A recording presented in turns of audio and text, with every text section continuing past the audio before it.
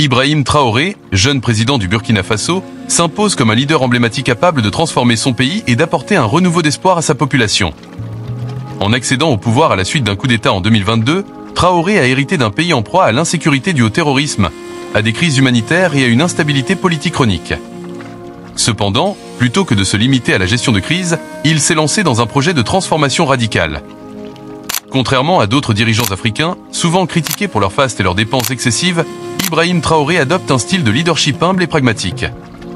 Il refuse de gaspiller des fonds publics dans des dépenses de luxe, comme l'achat de véhicules de prestige, préférant investir ses ressources dans des infrastructures et des services essentiels pour le bien-être de la population.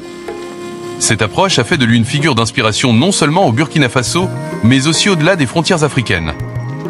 Le parcours d'Ibrahim Traoré montre qu'un président peut être un changeur de nation en mettant en avant les priorités de sa population plutôt que ses propres intérêts. En transformant le Burkina Faso, il redonne espoir à un peuple longtemps éprouvé, tout en offrant un modèle de gouvernance à l'échelle du continent africain.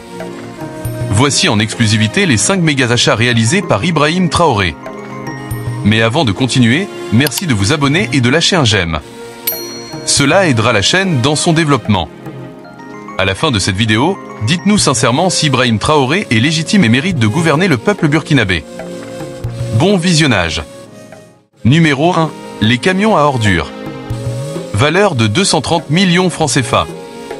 Si visiter l'Afrique reste une expérience très enrichissante, culturellement et émotionnellement, il restera toujours un arrière-goût de l'envers du décor. En effet, dans certaines villes en Afrique, on est très vite frappé par la quantité d'ordures qui traînent par terre. Des déchets plastiques pleins dans les rues. Cela peut très rapidement devenir gênant. Peu importe à quoi ressemble l'endroit, peu importe la beauté des maisons le long de la rue, vous vous sentirez mal à l'aise dans ce type d'environnement. Les grandes villes africaines, comme Lagos, Nairobi, Accra ou Kinshasa, sont souvent montrées sous un angle qui met en lumière la mauvaise gestion des déchets, avec des images de rues encombrées de détritus et de décharges illégales. Cela alimente une vision extérieure négative où les infrastructures de gestion des déchets sont perçues comme inadéquates, et les autorités locales comme incapables de faire face à l'urbanisation rapide. La présence de déchets non collectés dans les rues est également associée à des risques sanitaires, notamment des maladies comme le choléra, la malaria et la fièvre typhoïde, transmises par des eaux stagnantes contaminées. De nombreux rapports mettent en lumière les conséquences des déchets mal gérés sur la santé publique, alimentant ainsi une perception que ces défis freinent le développement socio-économique du continent. Et Ibrahim Traoré, le président du Burkina Faso, a dit non à cela. Non à cette image sale qu'on renvoie toujours à l'Afrique. Ibrahim Traoré a encore une fois surpris l'Afrique car il a acheté de nombreux véhicules pour la gestion des déchets. Des conteneurs en plastique, des conteneurs métalliques. Et ils ont été distribués dans tout le pays. La capitale du Burkina Faso, Ouagadougou, a reçu sa part. Mais ce n'est pas la première fois que cela se produit. C'est la deuxième fois qu'Ibrahim Traoré apporte plus de véhicules et d'équipements pour la gestion des déchets au Burkina Faso, et nous devons l'applaudir pour cela. Le 13 août 2024 à Ouagadougou, le ministre de l'Aménagement urbain et de l'Habitat, Mikailou Sidibé, a procédé à la remise officielle d'un lot d'équipements à la municipalité de Ouagadougou. Ce lot, comprenant des bennes et une chargeuse, d'une valeur de 230 millions francs CFA, a été remis à Maurice Konaté, président de la délégation spéciale de la municipalité de Ouagadougou. Cet équipement renforce la capacité opérationnelle de la municipalité, lui permettant ainsi de mieux répondre aux exigences d'une gestion efficace et durable des déchets. Cela fait partie de la collaboration entre ces deux structures pour poursuivre les efforts entrepris dans le cadre du projet de renforcement du réseau d'assainissement de la ville de Ouagadougou. Numéro 2. Drones. Valeur inconnue. Ibrahim Traoré a acheté les drones à Quincy, principalement pour renforcer la capacité militaire du Burkina Faso dans la lutte contre le terrorisme et pour moderniser les forces armées du pays. Le Burkina Faso fait face à une menace croissante de la part des groupes terroristes, opérant dans les régions du nord et de l'est du pays. L'achat de drones à Quincy, fabriqués par la Turquie, permet au Burkina de disposer d'une technologie de pointe capable de mener des missions de surveillance, de reconnaissance et de frappe ciblée. Cela offre une meilleure capacité de réponse rapide et réduit les risques pour les forces au sol. Les drones à Quincy sont des drones de combat de dernière génération, équipés de capacités d'endurance à haute altitude et sont capables de porter des armes lourdes, y compris des missiles. Ils disposent aussi d'une grande autonomie et peuvent mener des missions pendant de longues périodes. Ce qui est essentiel pour couvrir les vastes zones frontalières et difficilement accessibles du Burkina Faso. Ces drones permettent une surveillance constante et des frappes aériennes précises. Ce qui renforce la lutte contre les insurgés sans mettre en danger directement les troupes burkinabais.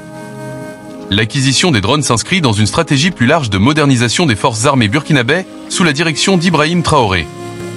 En se dotant de drones tels que la Quincy, le Burkina Faso cherche à réduire sa dépendance vis-à-vis de l'aide militaire extérieure, tout en augmentant ses capacités offensives et défensives.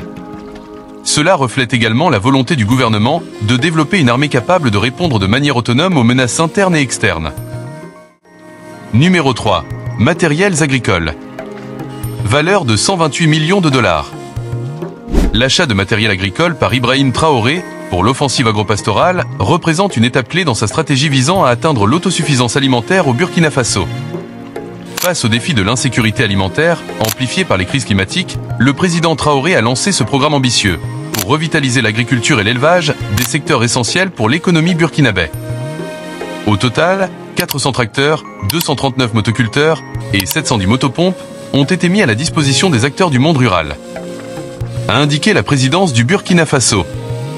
En plus, 714 motos ont été acquises au profit des agents agricoles.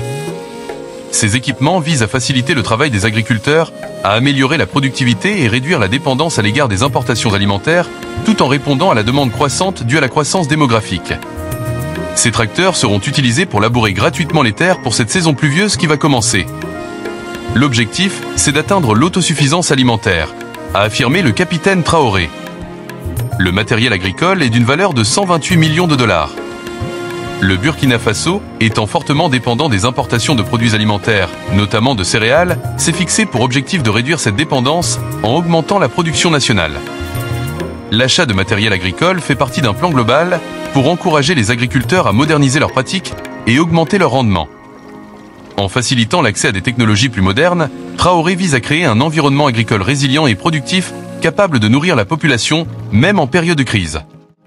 Numéro 4. Engins militaires. Valeur d'environ 1 milliard de dollars.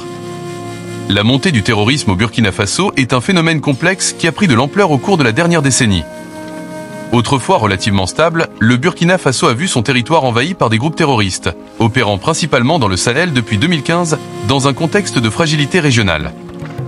Le Burkina Faso, bien que longtemps épargné par les attaques terroristes, a été progressivement entraîné dans la spirale de violence qui frappe la région du Sahel, notamment après le coup d'État au Mali en 2012 et l'apparition de groupes djihadistes liés à Al-Qaïda et à l'État islamique. Le pays est devenu une cible lorsque des groupes armés, comme en Sardine, le groupe de soutien à l'islam et aux musulmans, GSIM, et l'État islamique au Grand Sahara, EIGS, ont commencé à opérer dans ces régions frontalières avec le Mali et le Niger. Le Burkina Faso avait reçu un soutien international, notamment de la France à travers l'opération Barkhane, des Nations Unies avec la MINUSMA et du G5 Sahel. Cependant, ces interventions ont été critiquées pour leur efficacité limitée à freiner l'avancée des groupes terroristes qui s'adaptent rapidement aux opérations militaires conventionnelles. L'arrivée au pouvoir d'Ibrahim Traoré en 2022, après un coup d'État contre le président Christian Kaboré, a marqué une tentative de réorientation de la lutte contre le terrorisme.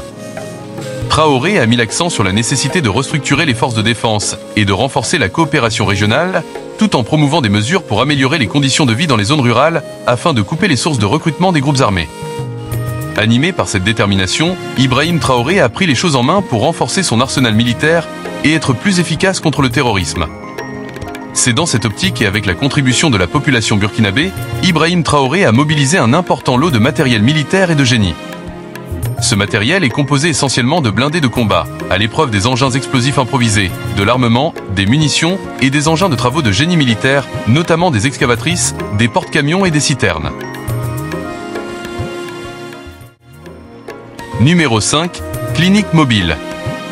Valeur d'environ 14 milliards de dollars. L'achat de 15 cliniques mobiles, par Ibrahim Traoré, s'inscrit dans une stratégie visant à améliorer l'accès aux soins de santé pour les populations burkinabè, en particulier celles vivant dans des zones reculées et affectées par l'insécurité. De nombreuses régions du Burkina Faso, notamment celles touchées par le conflit et le terrorisme, ont vu leurs infrastructures de santé dégradées ou totalement détruites. Avec l'insécurité, les populations rurales ont un accès limité aux hôpitaux et centres de santé. Les cliniques mobiles permettent de pallier ce problème en amenant directement des services de santé aux populations isolées. Ces unités médicales peuvent offrir des soins d'urgence, des consultations, des vaccinations, ainsi que des suivis réguliers. Les 15 cliniques mobiles sont destinées aux établissements publics de santé. Elles sont dotées d'équipements pour des soins spécialisés, tels que la mammographie, l'échographie et la coloscopie. Ces cliniques mobiles, une première grande expérience du gouvernement burkinabé, seront déployées vers les villages, les campagnes et certaines zones périphériques des villes, pour permettre aux populations d'avoir des échographies, de faire des dépistages du cancer du col de l'utérus et du cancer du sein, et de prendre en charge les soins des enfants. L'objectif, c'est de rapprocher les soins des populations les plus vulnérables. Ce sont des cliniques mobiles qui seront dans toutes les régions du Burkina Faso et c'est ça la vision. Pouvoir offrir des soins de qualité aux Burkinabés où qu'ils soient, a déclaré le capitaine Ibrahim Traoré.